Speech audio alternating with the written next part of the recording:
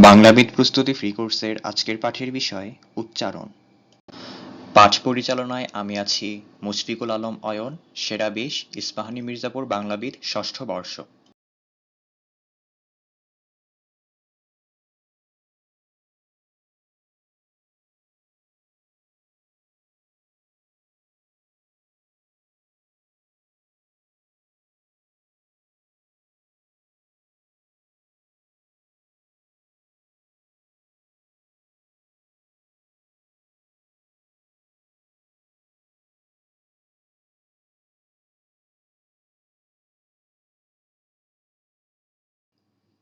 উচ্চারণ।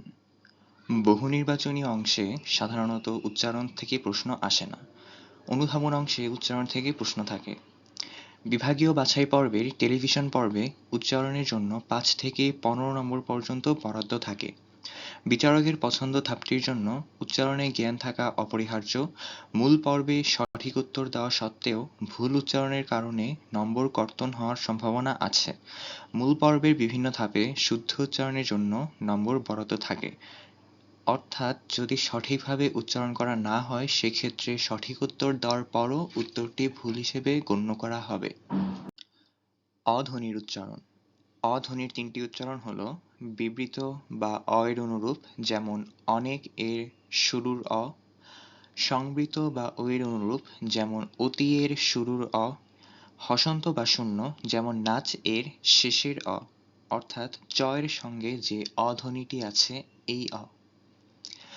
অধ্বনি শব্দের ৩ জায়গায় বসতে পারে: শুরুতে, যেমন অনেকের যে অ; এরপর মাঝে, যেমন কলমের লয়ের সাথে যুক্ত যে অ; এরপর শেষে, যেমন অন্ত এর শেষের অ, অর্থাৎ দন্ত নয়তয় জফলা এর সাথে যে অধ্বনিটি আছে এটি। অধ্বনি ২ ভাবে বসতে পারে: অরূপে, যেমন অনেকের শুরুর যে অ; এরপর কোনো বর্ণের সাথে কার যুক্ত না হলে, যেমন নাচ, এই চ ধ্বনির সাথে কোনো কার যুক্ত হয়নি, তো এখানে অধ্বনি যুক্ত আছে। যেভাবে লিখবে এটা তোমরা একটু পড়ে নিও, আর উদাহরণের ক্ষেত্রে কোন উদাহরণে কোন নিয়ম বসেছে সেটা চিহ্নিত করে দিয়েছি।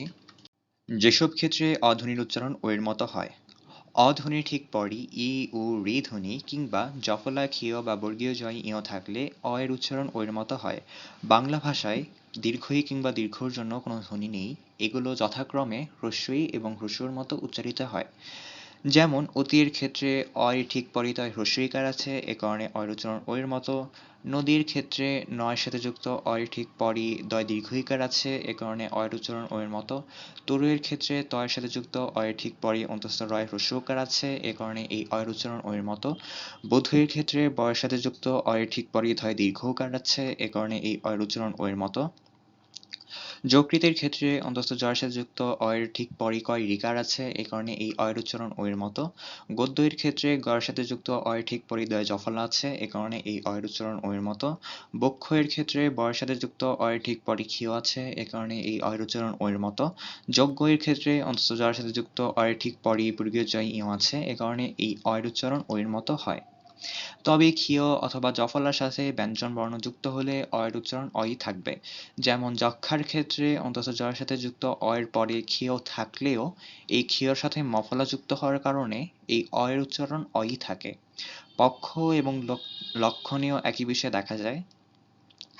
বন্ধ্যার ক্ষেত্রে ব এর সাথে যুক্ত অ এর ঠিক পরই দন্ত নয় জফলা থাকার পরও এখানে দন্ত নয়ের সাথে ধ যুক্ত থাকার কারণে অ এর উচ্চারণ অ ই থাকে।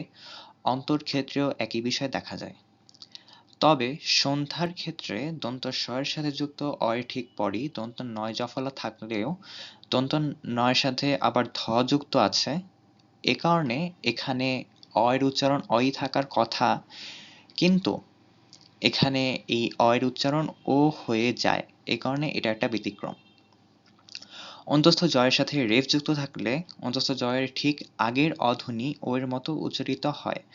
যেমন পর্যন্তর ক্ষেত্রে অন্তঃস্থ জয় রফলার আগের প এর সাথে যুক্ত অ এর উচ্চারণ ও এর মতো হয়। মর্যাদার ক্ষেত্রেও ম এর সাথে যুক্ত অ এর উচ্চারণ ও এর মতো হয়। এখন আমরা যদি একটু বিশ্লেষণ করি তাহলে পর্যন্ত সমান পরিযোগ অন্ত, এখানে পয়ের সাথে যুক্ত অয়ের উচ্চারণ ও এর মতো হয় কারণ এরপরই ই ধ্বনি আছে। এভাবে আমরা বিশ্লেষণ করলেও উচ্চারণ আন্দাজ করতে পারি এবং অধিকাংশ ক্ষেত্রেই এটা সঠিক হয়। একাক্ষর শব্দে অ ধ্বনির ঠিক পরই দন্ত্য ন বর্ণ থাকলে, মূর্ধন্য কিন্তু না, দন্ত্য ন বর্ণ থাকলে অ এর উচ্চারণ ও এর মতো হয়। আবার একাক্ষর না হয়ে একাধিক অক্ষর হলেও সেই নিয়ম প্রযোজ্য হয় না। যেমন বনের ক্ষেত্রে বয়ের সাথে যুক্ত অ এর ঠিক পরই দন্ত্য ন আছে, এ কারণে এই অ এর উচ্চারণ ও এর মতো হয়। মনের ক্ষেত্রেও একই বিষয় দেখা যায়। এখন যদি এখানে মূর্ধন্য হতো, যেমন গণ, পণ, এসব ক্ষেত্রে অ এর উচ্চারণ অই থাকে। আবার যদি একাধিক অক্ষর হয় তাহলে হচ্ছে বনাঞ্চল, বনাঞ্চল না বনাঞ্চল। এক্ষেত্রে ধন এবং শন শব্দ রীতিতে ব্যতিক্রম দেখা যায়। ধনের ক্ষেত্রে ধয়ের সাথে যুক্ত অ এর পর দন্ত্য ন থাকলেও এই অ এর উচ্চারণ অই থাকে। শনের ক্ষেত্রেও দন্তাস্বরের সাথে যুক্ত অ এর উচ্চারণ অই থাকে। শব্দকে সাধুরূপে নিলে যদি অন্যান্য নিয়ম কার্যকর হয় তবে চলিত রূপে সেই শব্দের সেই স্থানের অ এর উচ্চারণ ও এর মতো হয়। যেমন চলব শব্দটিকে সাধুর রীতিতে নিলে হয় চলিব। এখানে চ এর সাথে যুক্ত অ এর উচ্চারণ ও এর মতো হয় কারণ এরপরই ই ধ্বনি আছে। উচ্চারণের এই বিষয়টা চলিত রীতিতেও অব্যাহত থাকে, এ কারণে আমরা বলি চলব। তবে হব, কব, লব, রব, সব এগুলোকে সাধুতে নিলে অ এর উচ্চারণ ও এর মতো হয়, তবে চলিত রীতিতে এই উচ্চারণ অব্যাহত না থেকে অ এর উচ্চারণ অই থাকে। অ ধ্বনির সাথে রফলা যুক্ত থাকলে সেই অ এর উচ্চারণ ও এর মতো হয়।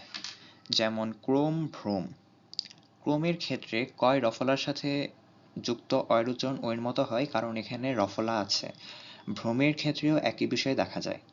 তবে রফলার ঠিক পরই অন্তঃস্থ অ থাকলে এই নিয়ম প্রযোজ্য হবে না। যেমন ক্রয়, ত্রয়, শ্রয় ইত্যাদি। দুই এর অধিক বর্ণ নিয়ে গঠিত শব্দের মধ্য অ এর আগে অ, আ, এ, ও ধ্বনি থাকলে ও এর মতো উচ্চারিত হবে। যেমন যতনের ক্ষেত্রে অন্তঃস্থ জয়ের সাথে অ যুক্ত আছে, এই কারণে ত এর সাথে যুক্ত অ এর উচ্চারণ ও এর মতো হয়। কাজলের ক্ষেত্রে ক এর সাথে আ যুক্ত আছে, এই কারণে বর্গীয় জ এর সাথে যুক্ত অ এর উচ্চারণ ও এর মতো হয়। বেতনের ক্ষেত্রে ব এর সাথে এ ধ্বনি যুক্ত আছে, এ কারণে পরের ত এর সাথে যুক্ত অ এর উচ্চারণ ও এর মতো হয়। শোষণের ক্ষেত্রে তালিবস্য এর সাথে ও ধ্বনি যুক্ত আছে, এ কারণে মূর্ধন্য ণ এর সাথে যুক্ত অ এর উচ্চারণ ও এর মতো হয়।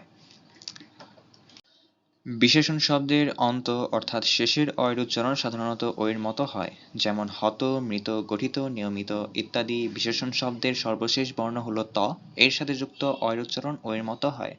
শব্দের শেষের যুক্ত ব্যঞ্জনের সাথে যুক্ত অ অথবা হষন্তযুক্ত বর্ণের পরের অ অবশ্যই শব্দের শেষে থাকলে এর উচ্চারণ সবসময় ও এর মতো হয়। যেমন শক্ত, ভক্ত, এখানে শব্দের শেষে যুক্ত ব্যঞ্জন কয়ত আছে, এর সাথে যুক্ত আছে অ ধ্বনি, এই অ এর উচ্চারণ ও এর মতো হয়। হষন্তযুক্ত বর্ণ বলতে যেমন খণ্ডত্ব বা অনুস্বার, এগুলো যথাক্রমে তয় হষন্ত এবং উয় হষন্ত হিসেবে বিবেচনা করা যায়। তো এরকম যদি হয়, এদের পরে কোনো একটা বর্ণ আছে আর তাদের সাথে অ ধ্বনি যুক্ত আছে, সেক্ষেত্রে সেই অ এর উচ্চারণ ও এর মতো হয়। তবে শব্দের মাঝে যদি হয়, অর্থাৎ যুক্ত ব্যঞ্জনগুলো যদি শব্দের মাঝে বসে, তাহলে অন্যান্য নিয়ম প্রযোজ্য হয়। আর যদি কোনো নিয়মই প্রযোজ্য না হয়, তাহলে সেটা অ এর মতোই উচ্চারিত হয়। তৎসম শব্দ সমাসবদ্ধ হলে পূর্বপদের অন্ত অর্থাৎ শেষের অ এর উচ্চারণ ও এর মতো হয়। যেমন পথচারী, গীতগোবিন্দ, মেঘমল্লার, রণতুর্য ইত্যাদি শব্দের পূর্বপদ হল পথ, গীত, মেঘ, রণ। এসব ক্ষেত্রে অ এর উচ্চারণ হস হলেও তারা যখন সমাসবদ্ধ হলো তখন সেই অ এর উচ্চারণ ও এর মতো হচ্ছে। তবে অর্থভ্রান্তি ঘটলে অ এর উচ্চারণ হসন্তই থেকে যাবে। যেমন কালসাপ, কালরাত্রি, ভাবরস। এখানে যদি আমরা কালসাপকে কালো সাপ বলি, সেক্ষেত্রে কালো বর্ণ বোঝায়, তখন সাপের ধরন বোঝায় না, এটা তখন কালো রঙের সাপ হয়ে যায়। কাল রাত্রির ক্ষেত্রে আমরা যদি বলি কালোর রাত্রি, তাহলে সেখানেও এই রাত্রিটাকে অভিশপ্ত না হয়ে তখন কালো রঙের হয়ে দাঁড়ায়। এ কারণে এসব ক্ষেত্রে অয়ের উচ্চারণ হসন্তই থেকে যায়। কিছু কিছু শব্দ এই নিয়ম না মেনেই প্রমিত বাংলা ভাষায় প্রচলিত, যেমন রাজনীতি, ফুলশয্যা ইত্যাদি সমাসবদ্ধ শব্দের পূর্বপদের শেষের অয়ের উচ্চারণ হসন্ত হচ্ছে। যেসব ক্ষেত্রে অয়ের জায়গায় হসন্ত উচ্চারিত হবে: বিশেষণাত্মক দ্বিরুক্ত শব্দের প্রথম অয়ের উচ্চারণ অয়ের মতো, মধ্যস্থিত অয়ের উচ্চারণ হসন্ত এবং পরের অয়ের উচ্চারণ ওয়ের মতো হয়। যেমন ঝরঝরে শব্দটিতে প্রথম ঝয়ের সাথে যুক্ত অয়ের উচ্চারণ অয়ের মতো, অন্তঃস্থ রয়ের সাথে যুক্ত অয়ের উচ্চারণ হসন্ত, পরের ঝয়ের সাথে যুক্ত অয়ের উচ্চারণ ওয়ের মতো হয়। কড়কড়ে এবং কনকনের ক্ষেত্রেও একই বিষয় দেখা যায়। বিশেষ্য শব্দের শেষ অয়ের উচ্চারণ সাধারণত হসন্ত হয়, যেমন ভাল, আষাঢ়, কামান, গোলাপ ইত্যাদি শব্দের সর্বশেষ ব্যঞ্জন বর্ণের সাথে যুক্ত অয়ের উচ্চারণ হসন্ত হয়। তবে যদি শেষ বর্ণটি হ হয়, তাহলে সেই হয়ের সাথে যুক্ত অয়ের উচ্চারণ ওয়ের মতো হয়, যেমন বিবাহ, মোহ, কলহ ইত্যাদি। আনুপ্রত্যয়ান্ত শব্দ বিশেষ্য হলে শেষের অয়ের উচ্চারণ ওয়ের মতো এবং অনুজ্ঞা, আদেশ বা সমান অর্থে ব্যবহৃত হলে হসন্ত হয়, যেমন বিশেষ্য হলে করানো, দেখানো, শেখানো ইত্যাদি। আবার যদি সম্মান অর্থে হয় তাহলে হয় হচ্ছে করান, দেখান, শেখান ইত্যাদি। এখানে বিশেষ্য হলে দন্ত্য নয়ের সাথে যুক্ত অয়ের উচ্চারণ ওয়ের মতো হচ্ছে, আবার যদি সম্মান অর্থে হয় তাহলে এর উচ্চারণ হসন্ত হচ্ছে। অতীত ও ভবিষ্যৎ কালবাচক শব্দের শেষের অয়ের উচ্চারণ ওয়ের মতো এবং বর্তমান কালবাচক শব্দ অনুজ্ঞা, আদেশ বা সম্মান অর্থে বসলে শেষের অয়ের উচ্চারণ হসন্ত হয়, তবে সাধারণ অর্থে ব্যবহৃত হলে ওয়ের মতো উচ্চারিত হয়। যেমন করত, করো, করব। এখানে করত অতীত কালবাচক, তাই তয়ের সাথে যুক্ত অয়ের উচ্চারণ ওয়ের মতো হয়। করব এখানে বয়ের সাথে যুক্ত অয়ের উচ্চারণ ওয়ের মতো হয়, কারণ এটা ভবিষ্যৎ। এরপর হচ্ছে করো সাধারণ অর্থে হলে ওয়ের মতো, আবার যদি অনুজ্ঞা, আদেশ বা সম্মান অর্থে হয়, যদি আমরা বলি কর অথবা করেন, সেক্ষেত্রে শেষের অয়ের উচ্চারণ হসন্ত হয়। অন্যান্য নিয়ম প্রযোজ্য না হলে শব্দের শেষের অয়ের উচ্চারণ হসন্ত হয়, অর্থাৎ এর আগে যে নিয়মগুলোর কথা বলা হয়েছে এগুলোর যদি কোনোটাই না হয় সেক্ষেত্রে অয়ের জায়গায় হসন্ত হয়। নেতিবাচক বা সহিত বা সাথে অর্থে অব্যবহৃত হলে শুরুর এবং মাঝের অয়ের উচ্চারণের কোনো পরিবর্তন হবে না। যেমন অজর শব্দের শুরুর অ নেতিবাচক অর্থে, এ কারণে এই অয়ের উচ্চারণ অয়ের মতো, আবার মাঝখানে বর্গীয় জয়ের সাথে যুক্ত অয়ের উচ্চারণও অয়ের মতোই হয়। অমরের ক্ষেত্রেও একই বিষয় দেখা যায়। সরসের ক্ষেত্রে স এখানে সাথে অর্থে, অর্থাৎ রসযুক্ত বা রসের সাথে, এরপরে অন্তঃস্থ রয়ের সাথে যুক্ত অয়ের উচ্চারণও অয়ের মতো হয়, এ কারণে হয় সরস। সম উপসর্গের শুরুর অয়ের উচ্চারণের কোনো পরিবর্তন হবে না, যেমন সম্মিলিত। এখানে সম উপসর্গ আছে, এ কারণে ই ধ্বনি থাকার পরও দন্ত স্বরের সাথে যুক্ত অয়ের উচ্চারণের পরিবর্তন হয় না। সম্পূর্ণের ক্ষেত্রেও একই বিষয় দেখা যায়। অন্যান্য নিয়ম প্রযোজ্য না হলে সাধারণত ই বা উ ধ্বনির ঠিক পরে অ ধ্বনি থাকলে ওই অ ধ্বনির উচ্চারণ অয়ের মতো হবে, যেমন জীবনের বয়ের সাথে যুক্ত অয়ের উচ্চারণ অয়ের মতোই হয়, ভুবনের বয়ের সাথে যুক্ত অয়ের উচ্চারণ অয়ের মতোই হয়। বিশেষ্য অর্থে ব্যবহৃত হলে অ-ধ্বনির যেকোনো উচ্চারণই গ্রহণযোগ্য। অন্যান্য নিয়ম প্রযোজ্য না হলে শব্দের শুরুর এবং মাঝের অয়ের উচ্চারণ অয়ের মতোই হয়।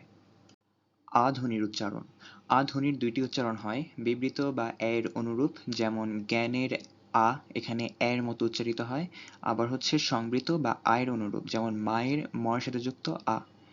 এরপর হচ্ছে আয়া ধ্বনি শব্দের দুই জায়গায় বসতে পারে, শব্দের শুরুতে, যেমন জ্ঞান শব্দের শুরুর যে যুক্ত ব্যঞ্জন আছে এরপরেই আ ধ্বনি বা এর সাথেই আ ধ্বনি। এরপর হচ্ছে মাঝে বা শেষে, যেমন নির্মাতা এর ময়ের সাথে আ, আবার তয়ের সাথে আ।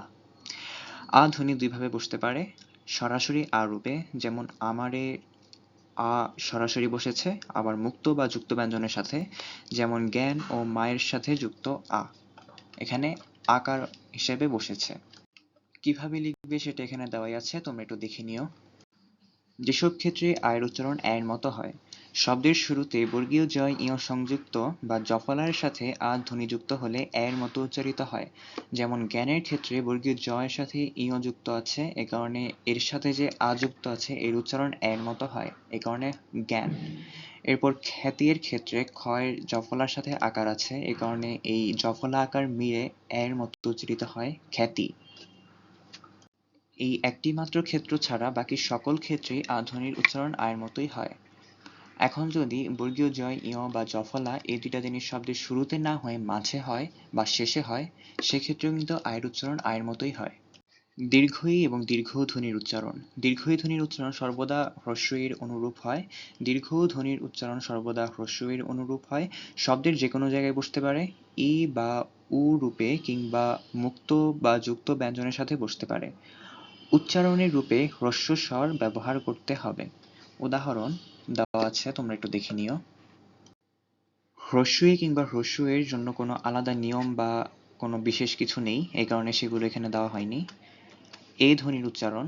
এ ধ্বনির দুইটি উচ্চারণ হয়, বিবৃত বা এর অনুরূপ যেমন একায়ের এ, সংবৃত বা এর অনুরূপ যেমন কেয়া এর শুরুর ক এর সাথে যুক্ত এ। এ ধ্বনি শব্দের তিন জায়গায় বসতে পারে, শব্দের শুরুতে যেমন একায়ের শুরুর এ, মাঝে বা শেষে যেমন অনেকের দন্ত নয়ের সাথে যুক্ত এ আবার ক এর সাথে যুক্ত এ। এ ধ্বনি দুইভাবে বসতে পারে, এই রূপে একায়ের এ, আবার মুক্ত বা যুক্ত ব্যঞ্জনের সাথে যেমন পৃষ্ঠে ও মেয়ের শব্দের এ যুক্ত অবস্থায় একার হিসেবে বসেছে।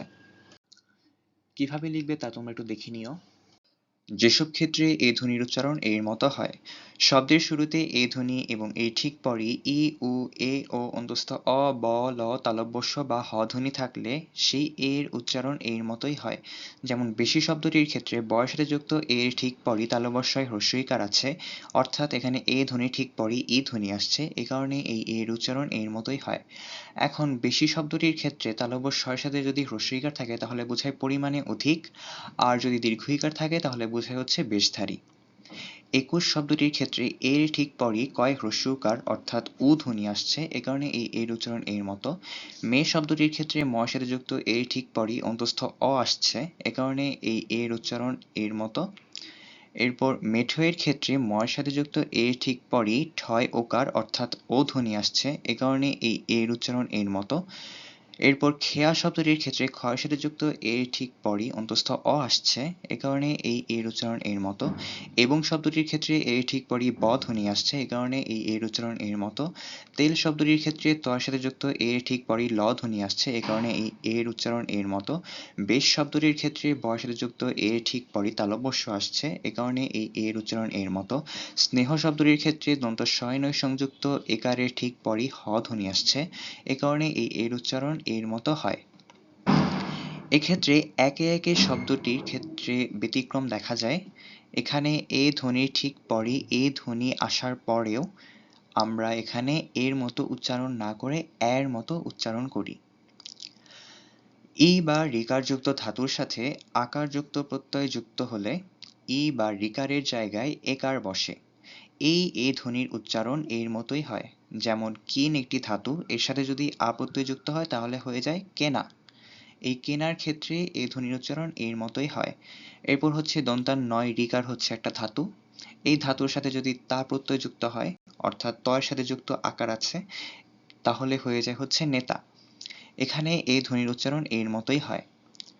তৎসম শব্দের ক্ষেত্রে সব সময়ই শুরুর যে এ ধ্বনি থাকে অর্থাৎ যদি থাকে, তাহলে সেই এ ধ্বনির উচ্চারণ এর মতোই হয়। একাক্ষর সর্বনাম পদের এই ধ্বনির উচ্চারণ এর মতোই হয়, যেমন কে, সে, যে ইত্যাদি শব্দের এ।